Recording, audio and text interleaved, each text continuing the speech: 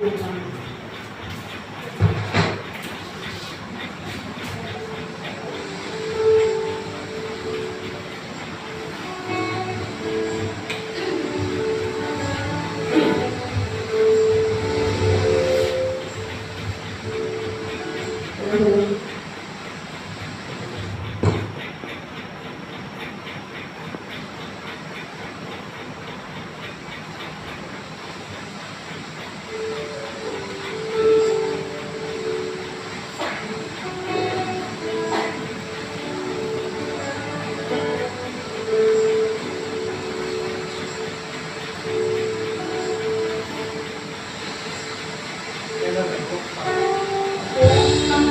đàn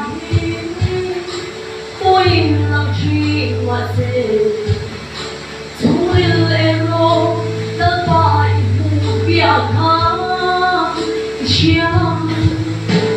à bố ruột ya về lên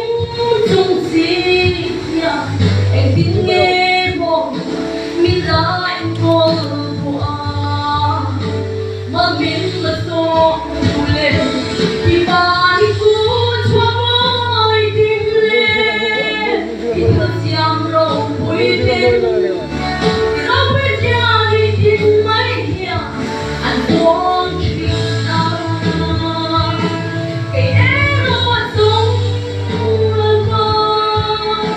em ngỡ lâu mai thì mãi là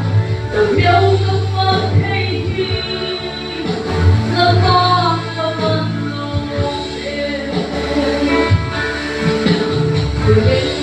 ngày năm tháng năm lâu vẫn căng đôi nơi kêu chuông với tâm tập hạt săn dễ lần qua in lúc chúa như bèo bó buồn đủ cả anh tin nghe bộ tin ra không ai thấy cả đã đi qua lên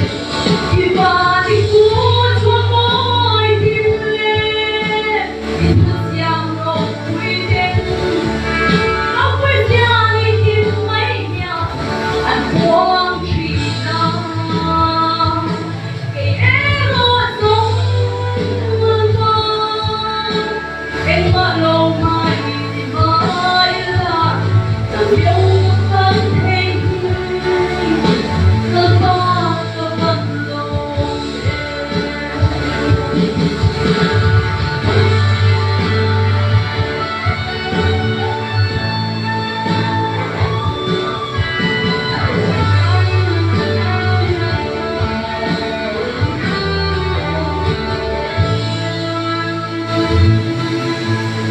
mà trôi mặt mùa gió mơ không dám cơn gió về cùng